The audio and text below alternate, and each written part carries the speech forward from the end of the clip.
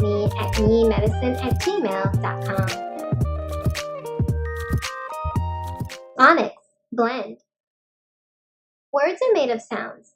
As an example of this concept, check out these two examples. Pig.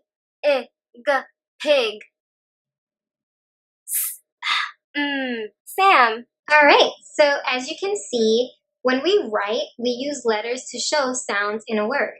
For example, the letters P-I-G in pig demonstrate the sound pig when blended together, and the letters S-A-M make the word Sam.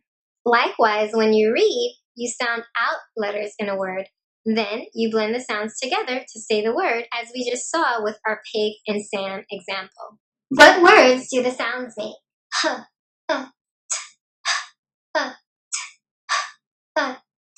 A, pin, or B, hut? I'll give you a moment to think.